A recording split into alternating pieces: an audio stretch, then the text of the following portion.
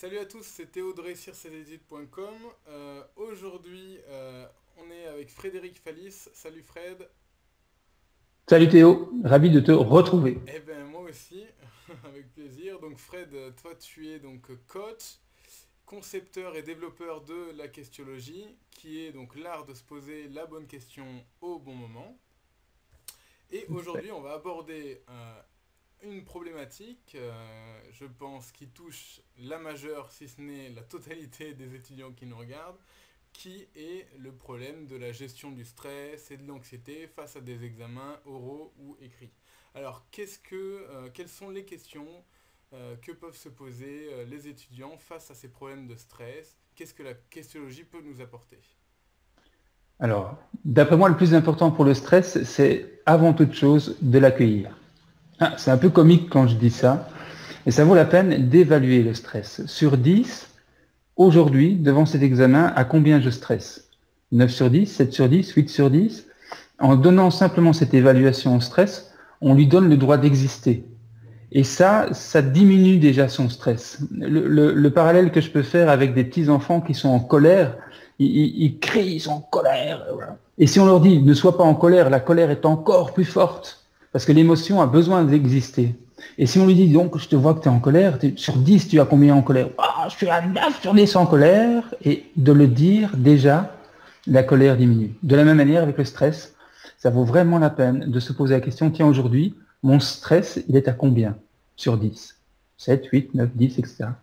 Et puis de prendre une autre situation dans laquelle vous stressiez, dans laquelle, enfin, une autre situation très stressante, mais où votre stress était un peu moins fort. Par exemple, aujourd'hui, devant cet examen, mon stress est à 9 sur 10, mais je me suis déjà retrouvé dans une situation où je vais passer un examen médical très inquiétant sur le, je sais pas, et là, curieusement, mon stress n'était que à 6 sur 10. Ok, très bien. Deuxième question, c'est que dois-je faire ou que puis-je faire pour faire descendre mon stress d'aujourd'hui d'un point? Un Un point. point. Pas 10, un point, juste un. La logique du Et petit pas. petit pas. Et de s'inspirer, c'est tout à fait ça, et de s'inspirer de la fois où j'étais dans une situation encore plus stressante, mais où j'étais à 6 sur 10. Rien qu'en faisant cet exercice-là, d'abord le stress est accueilli, on arrête de lutter contre, on l'accueille, et on lui donne la possibilité d'évoluer d'un petit point en étant inspiré par un moment où on a déjà été moins stressé. Donc deux questions simples. Aujourd'hui, mon stress est à combien sur 10? Et si je et que puis-je faire pour le faire évoluer, le faire diminuer d'un point, le faire évoluer de moins un point, j'allais Ok. dire. Donc D'accord? d'abord en fait on l'accueille, au lieu de le rejeter, on l'accueille, on se dit ok, Ouais. je suis stressé, bon c'est normal, j'ai un Ah examen, bah, voilà, bah oui, normal, c'est normal. on est Ouais. des êtres humains, et ensuite se référer à une situation inférieure où on avait un degré de stress inférieur pour essayer de se dire comment est-ce que je peux faire juste un point en dessous, voilà. Exactement, un petit point. Et ce petit pas va enclencher vraiment une pratique et une mise en route en fait. L'important c'est d'arrêter d'augmenter le stress, de le mesurer et de lui permettre de redescendre progressivement. Voilà, D'accord. pas le supprimer. Et alors, Euh, vas-y, continue. D'ailleurs, un point très important, c'est qu'il faut bien réaliser que le stress est indispensable pour la vie, hein. Si jamais vous avez des rosiers, si un jour tu as des rosiers près de chez toi, si tu veux qu'ils portent de belles fleurs, il va falloir le couper. Et pourquoi on le coupe? C'est justement pour le stresser, pour qu'il stimule au maximum ses ressources. Mhm. Et c'est la même chose, nous. Si nous vivions sans stress, nous serions incapables d'aborder des situations complexes nouvelles. Ouais, Donc le stress est nécessaire. C'est le trop de stress qui voilà. pose problème.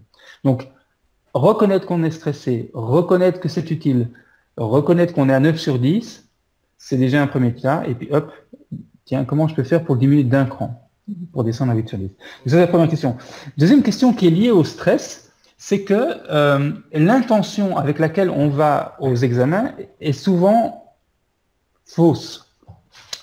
C'est-à-dire que beaucoup d'étudiants vont à l'examen pour chercher des points. Ouais. Peut-être toi aussi, tu vas à l'examen pour chercher des points. Autrement dit, beaucoup d'étudiants vont à l'examen pour se faire évaluer par le prof. Moi, j'allais pas aux examens pour ça. J'allais aux examens pour partager au prof ce que j'avais compris de son cours. La Ok. question qui est derrière, c'est qu'est-ce que tu as envie de communiquer au professeur? Qu'est-ce que tu as envie de lui partager autour de sa matière? Il ne s'agit pas d'aller chercher les points, parce qu'évidemment, si on va chercher les points, il est le seul à pouvoir te les donner. On est complètement dépendant de son jugement c'est extrêmement stressant. Si on voit l'examen comme un moment où on peut partager avec lui, en tête-à-tête, au professeur, ce qu'on a trouvé d'intéressant, ça devient beaucoup plus riche. Ça peut même être par écrit, hein, qu'est-ce que j'ai envie de partager au professeur au travers de la question qu'il me pose.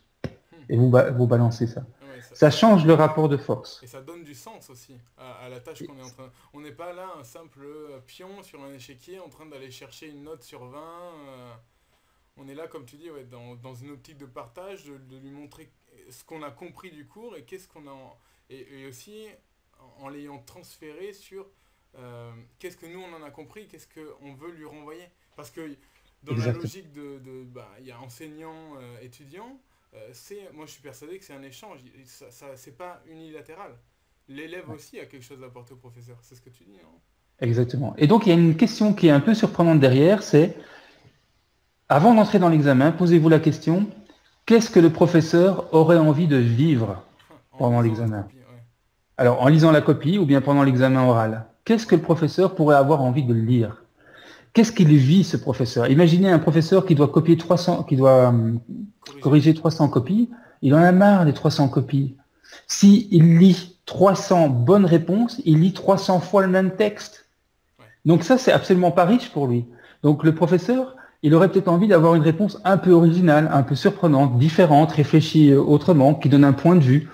Bref, de quoi peut avoir besoin le professeur pour que l'examen soit riche pour lui aussi. Donc Et essayer ça, c'est, d'exprimer sa créativité aussi, en fait. ben, par exemple, voilà, très bien. Alors, Et quand on se pose la question, oui, vas-y, vas-y. vas-y, vas-y. Non, non, pas de problème. Mais exprimer sa créativité, je pense que ça passe aussi par la confiance en soi, parce que je pense qu'il y a plein d'étudiants là qui sont en train de regarder ça. Ils disent, bon, c'est bien beau, mais Frédéric, il nous dit, soyez différents, soyez créatifs. Mais ils ont aussi peur de se faire saquer, parce que peut-être que s'ils sortent un peu trop des normes, quelqu'un qui est un peu timide, qui n'a pas confiance en lui, il se dit, oui, mais si je le fais différemment de ce que me demande le professeur, je vais échouer. Est-ce que cette logique, elle est bonne? Ou justement, est-ce qu'il faudrait peut-être un peu plus laisser exprimer sa créativité et prendre confiance? Toute la question, encore une fois, c'est que va-t-il chercher lors de l'examen? S'il va juste chercher un résultat, bah, surtout qu'il ne fasse rien d'exceptionnel. Mais il n'aura rien d'exceptionnel comme résultat. S'il va chercher un échange, une contribution, une collaboration avec le professeur, un moment riche, alors il peut en obtenir bien plus. Alors, c'est vrai, tu vas me dire, oui, oui, il faut avoir confiance en soi. Oui, en fait, c'est pas une question de confiance en soi, c'est une question de ce qu'on va chercher à l'examen. Moi, je me rappelle d'un examen de cinétique, donc je suis chimiste, d'un examen de cinétique que j'avais pas du tout préparé correctement. Et on faisait je raconte 2 secondes, mais on faisait des extrapolations mathématiques sur des réactions cinétiques. Bref, des extrapolations mathématiques. Ok. Et le professeur, pour faire ça, nous faisait travailler sur Excel. Et on avait fait 1000 calculs, 1000 itérations. Voilà. Et donc, je devais préparer cet examen. Et je me dis, oh là là, je suis foutu, moi, je ne vais pas y arriver. Sauf que je me suis dit, tiens, moi, ce qui m'intéresse, c'est d'aller voir ce qui se passe quand on fait, pas 1000 itérations, mais 10 000 itérations. 20 000, 30 000, 50 000 itérations. Et donc, j'ai simplement tiré ma feuille Excel. Hein, tu sais, il suffit de copier la formule et puis la tirer. Et j'ai juste maintenu mon pouce pendant 1 minute, le temps d'arriver à 20 000 pour voir ce que ça donne, quoi. Et donc, je suis arrivé à l'examen et je lui ai dit, écoutez, il s'appelait Déaguerré, mon professeur de chimie, de cinétique. Et j'ai dit, monsieur Déaguerré, il y a quelque chose qui m'a vraiment surpris, c'est que quand on tire au loin les formules, elles finissent par donner toutes le même résultat. Et là, Eh bien, on a eu une conversation d'1 heure et demie, je suis sorti avec 20 sur 20, je suis le seul étudiant dans toute sa carrière qui a donné 20 sur 20. Ne croyez pas que j'avais bien maîtrisé la matière, parce qu'au contraire, c'était pas le cas. Mais par contre, j'avais été extrapolé, cherché, et puis j'étais revenu avec une question en disant, mais c'est marrant, vous nous enseignez des modèles qui reviennent aux mêmes quand on va aux extrêmes. Et lui, il m'a répondu, bah oui, c'est toute la problématique des modélisations. Et on a parlé ensemble des modélisations, pas de la cinétique, de la modélisation pendant près d'1 heure. J'invite vraiment les étudiants à se rendre compte combien un professeur a soif de rencontrer un élève qui ne va pas restituer la matière, mais qu'il va contribuer à quelque chose pendant l'examen. Voilà, ça c'est vraiment important. d'établir une relation de partage, en fait. Hein. Voilà. Exactement, exactement. D'accord. Je fais passer des examens chaque année puisque j'interviens dans des écoles supérieures. Et qu'est-ce que ça me fait du bien quand j'ai un élève qui apporte quelque chose de neuf que juste me répondre que A plus B au carré est égal à, etc., etc. Alors, le dernier astuce que je voudrais communiquer, c'est, en anglais, on dit set up your intention. C'est-à-dire que avant d'entrer dans l'examen, le truc qui est capital, c'est de choisir ce qu'on décide d'y vivre. Stresser, pas stresser, c'est pas la question. C'est prendre quelques secondes en disant, OK, moi, pendant cet examen, ce que j'ai envie de vivre, c'est un moment de partage avec le professeur. Ce que j'ai envie de ressentir, c'est à certains moments que il y a comme de l'air frais autour de moi. Ce que j'ai envie de vivre, mon intention, c'est d'y être excellent au moins à 2 moments. Et en mettant à jour son intention, on change sa programmation pour réaliser son examen. Alors je voudrais te communiquer une expérience qui s'est déroulée maintenant, qui se déroule des milliers de fois. Quand on demande à quelqu'un d'entrer dans un IRM, peut-être tu as déjà vu cette vidéo, un IRM qui permet d'analyser l'activité neuronale. Ouais. Et on lui demande d'entrer dans cet IRM avec 2 boutons, un gauche et un droite.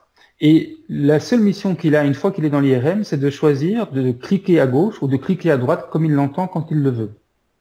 Le gag de l'histoire, c'est que l'opérateur qui observe l'imagerie IRM peut deviner, avant que la personne clique sur le bouton, sur quel bouton il va cliquer. À ton avis, avec quel délai est-ce qu'il peut deviner avant qu'il clique?